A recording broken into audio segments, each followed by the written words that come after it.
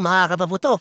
Ito, unboxing lang natin. Ito, unang delivery natin na stash ngayong darating na bagong taon. Ito, in-order natin to kay Mega Pyro. Ayan shower out sa'yo, Boss Idol. Ayan, open lang natin. Nagaling po yan kay Boss Mega Pyro. Ayan, open lang natin. Ayan solid yung pagkabalot niya mga kapaputo. Ayan meron pa siyang reminder. Please click order receive. Ayan Ayan, meron pang reminder. Mamaya natin order receive yan sa Lazada. Uh, Gusto ko lang makita. Previous din to kasi nakaraan nakakuha din tayo. Yung stash din natin na home. In-order natin sa kanya. Ito naman ay mga King Kong. Ayan mga kapayro, mga kapabuto. Ayan.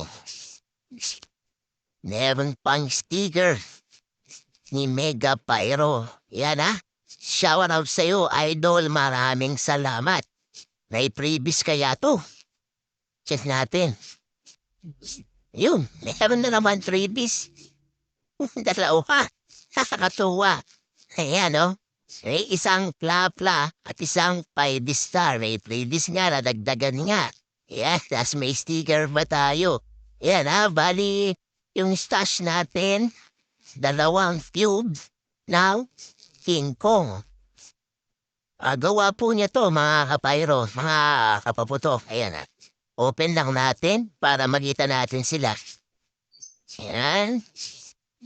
Ito po siya.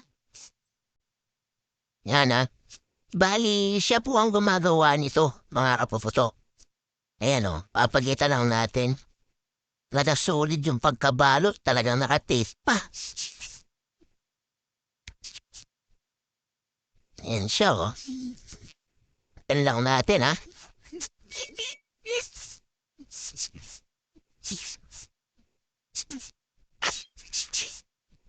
So tayo na yung sasample. Gagawin natin ng DIY to, mga papaputo, para mas maganda yung gagawin natin dito. Yan sulit yung pagkabalot.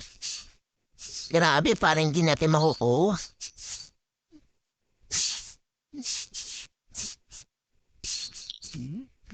Solid yung pagkabalot. Mighty.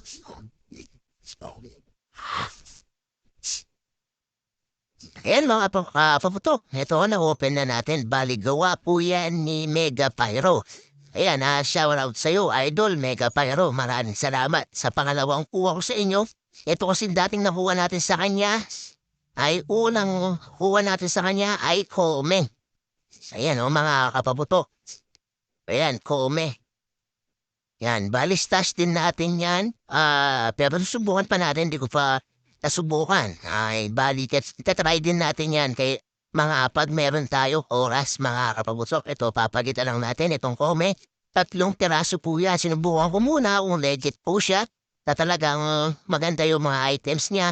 At syempre, kung pupunta talaga sa atin yung mga items na na-order natin, mga kapabusok. Ayan, pangalawang order pa na po sa kanya. Talagang legit po siya. At may pa-previous pa siya na mga pla-pla at 5-star. Mali yan ibibigay lang natin to sa mga sugi natin para meron po pang previous sa mga bata na bumibili po sa atin dito. Yan ba, itatabinan po natin. At ito, gagawin po natin yan ng DIY. Gagawa po tayo ng 5 pirasong King Kong sa DIY na ipapaputok po natin. Sa gagawin natin yan, mga stash po natin yan. Na talagang DIY natin na Pampanga Pyro.